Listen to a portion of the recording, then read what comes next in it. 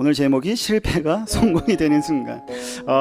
여러분들의 지금 시험 기간이 또한 시험 점수가 실패라고 느껴질지라도 그것이 어떻게 성공이 될 수 있는가에 대한 부분을 가지고 한번 하나님의 은혜를 나누도록 하겠습니다.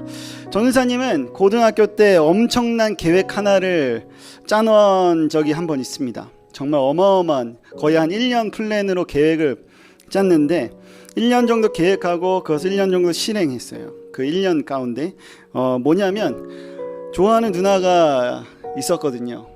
교회에서 그 누나를 본 순간부터 그 계획에 들어가기 시작했습니다.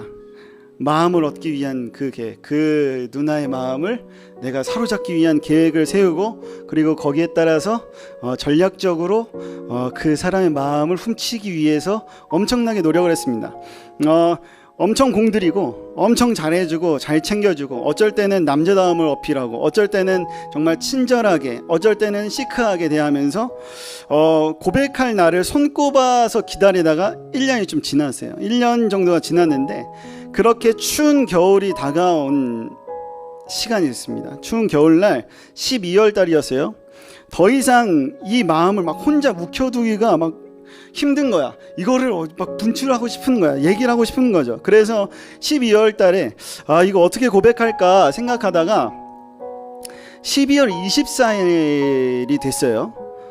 크리스마스 이브죠. 크리스마스 이브에 이때 내가 고백해야 되겠다라는 생각을 가지고 있었는데 마침 그때 눈이 펑펑 내리기 시작했습니다. 이거 신호다, 신의 계시다, 이건 말해야 된다, 이런 정말 딱 좋은 기회에 고백의 분위기가 만들어졌어요. 이렇게 생각했어요. 전화를 했습니다. 전화를 해서 만나자고 이야기했고, 눈 내리는 크리스마스 이브날 설레는 마음으로 어떻게 이야기할까 막 이렇게 생각하면서 한번 머릿속으로 시뮬레이션도 막 돌려보면서 약속 장소로 갔습니다. 고백을 했죠. 어떻게 됐을까요?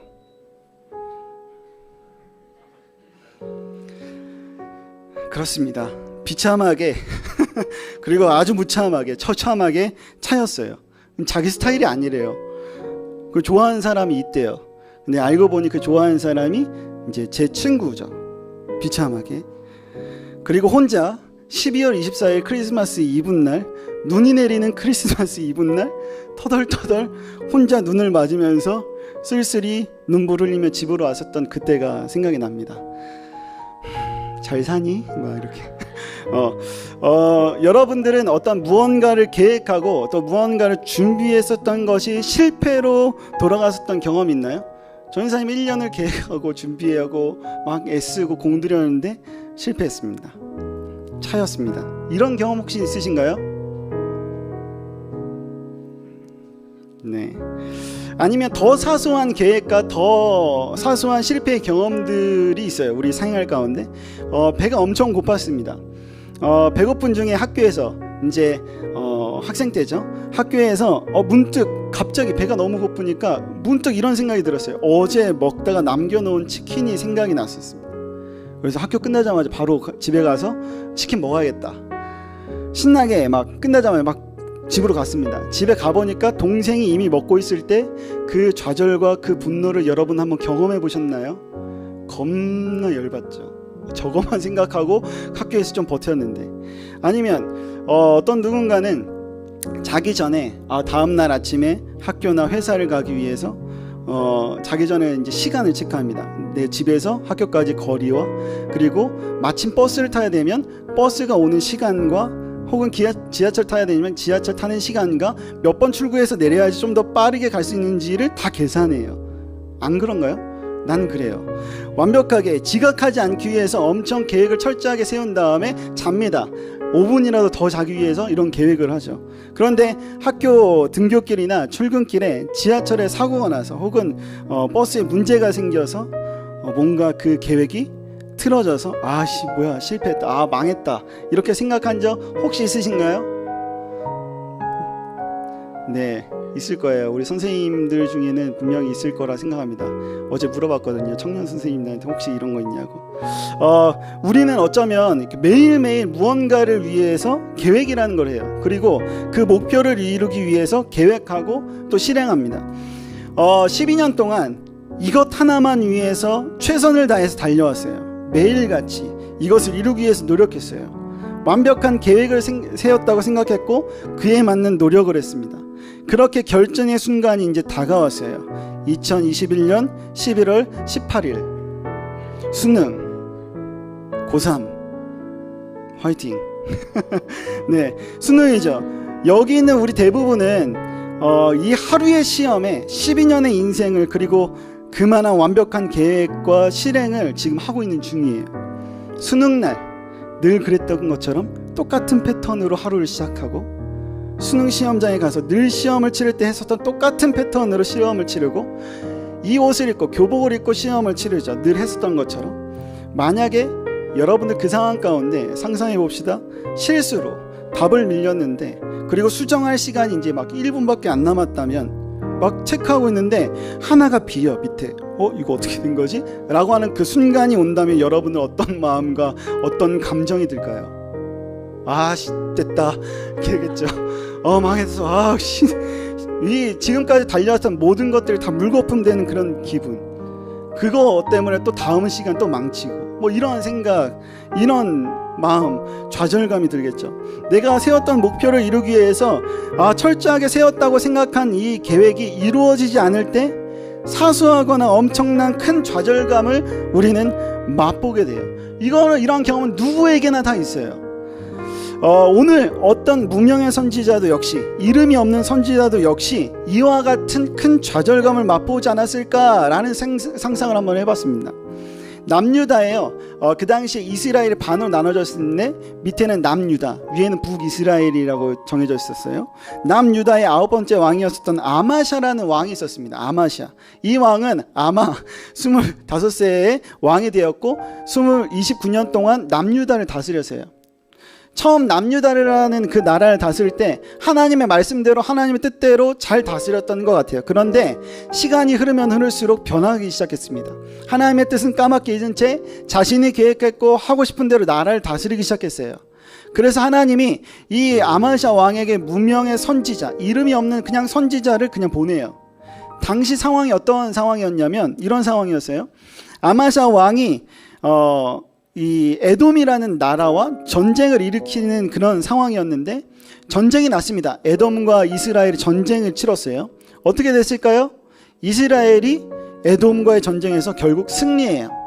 그리고는 에돔에 있는 전리품을 가지고 남유다로 들어오는데 에돔 사람들이 섬기던 신까지 데리고 들어와요. 그리고 하나님을 예배하던 장소인 산당에 하나님이 아닌 이방신을 가져다 놓습니다.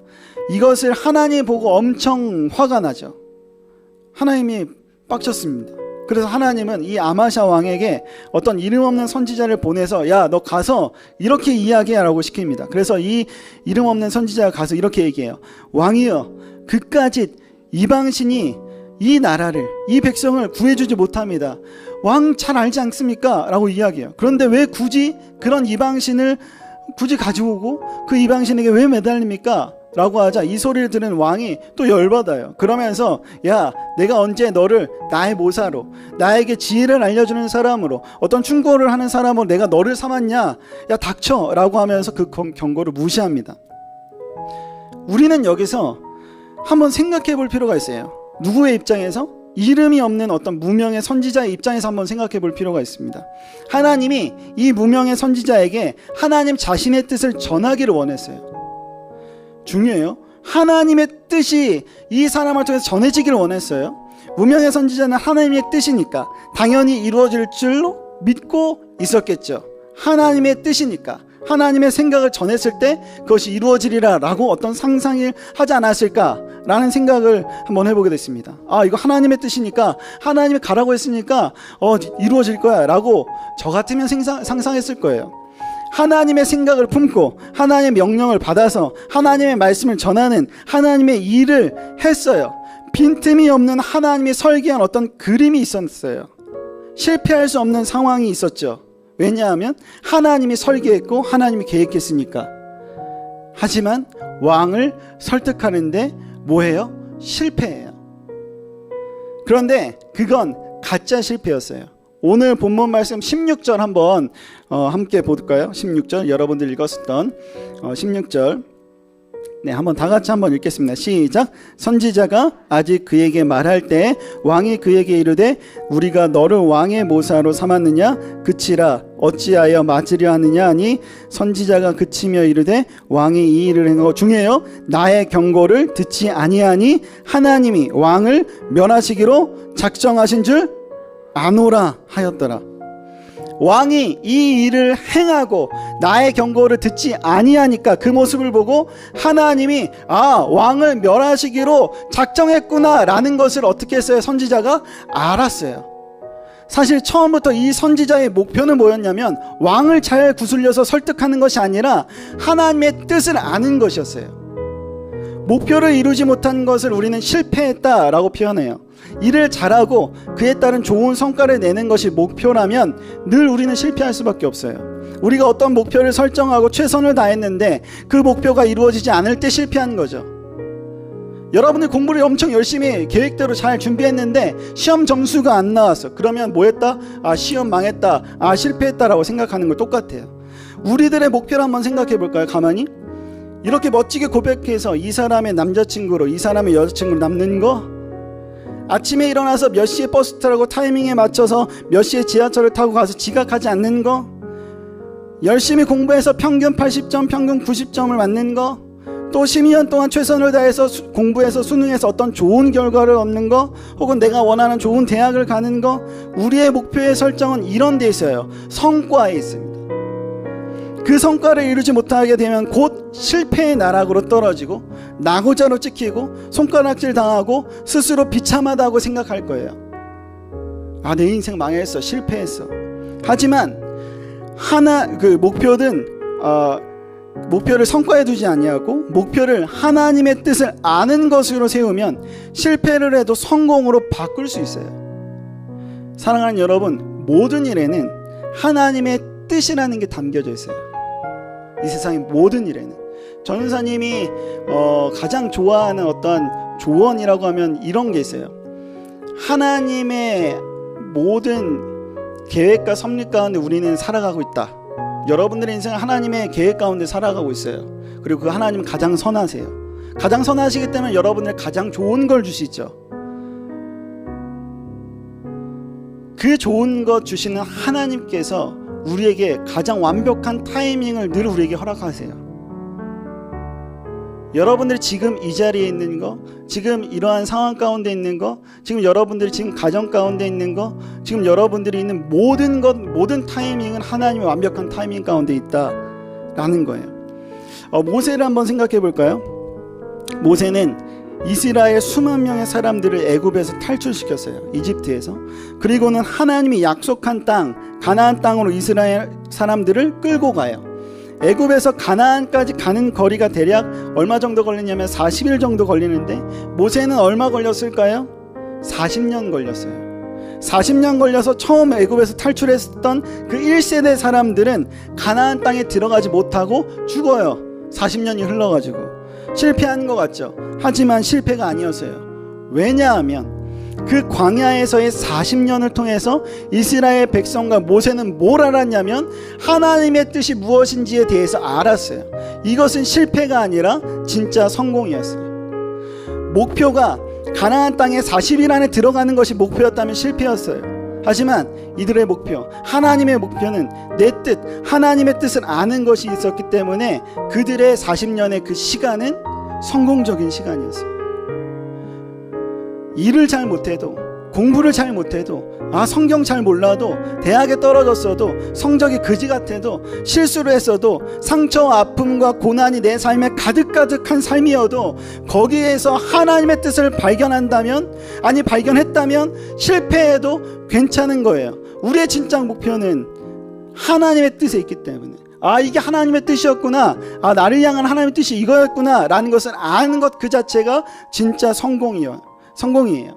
일을 잘 해내는 것, 성과가 있는 것, 이득을 취하는 것이 성공이 아니라 우리의 삶에 있어서 하나님의 뜻을 잘 아는 것, 그것이 성공이에요. 여러분들 모두가 정말 그 성공적인 삶을 살아가기를 소망합니다. 비록 내가 광야에서 40일 동안 지나면 저 목표 지점에 갈 수 있겠다 라는 그런 상황 가운데에서도 빙빙 돌아서 40년이 시간이 걸렸음에도 불구하고 성공적인 인생을 살아갔었던 하나님의 뜻, 그 뜻이 여러분의 삶 가운데도 일어나기를 간절히 소망합니다. 그 마음으로 하나님 앞에 찬양했으면 좋겠습니다. 이런 찬양인데요, 가사는 이렇습니다. 주께 가오니 날 새롭게 하시고 주의 은혜를 부어주소서. 내 안에 발견한 나의 연약함 모두 벗어지리라 주의 사랑으로. 우리가 우리의 삶을 살아갈 때 하나님 앞에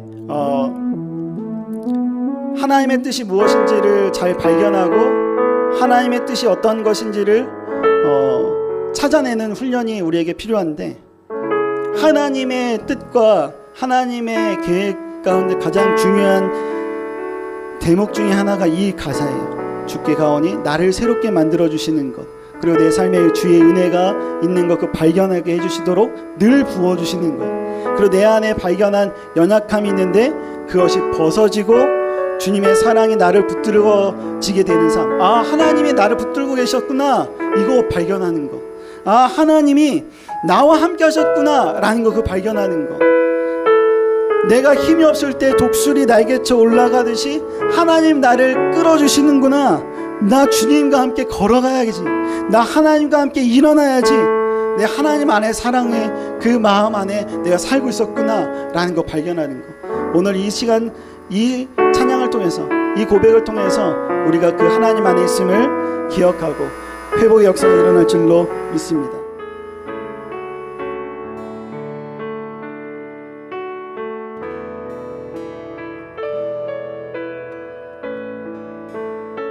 주께 가오니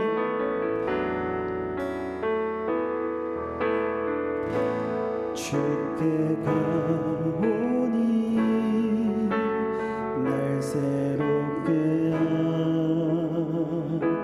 하시고 주의 은혜를 부어주소서.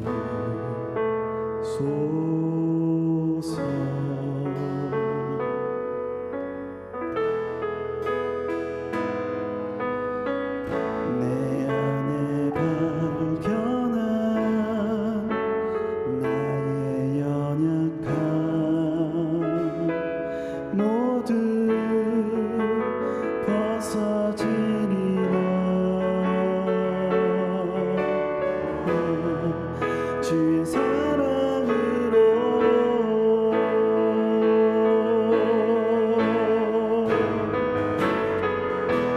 주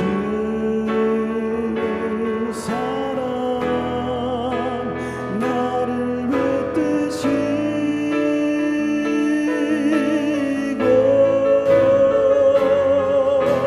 주 곁에 나를 이끄소서.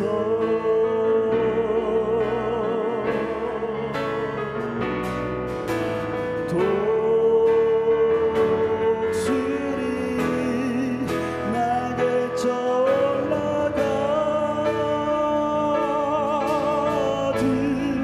나 주님과 함께 일어나가리니 주의 사랑 안에. 나의 눈 열어, 나의 눈 열어 주를 보게 하시고 주의 사랑을 알게 하소서.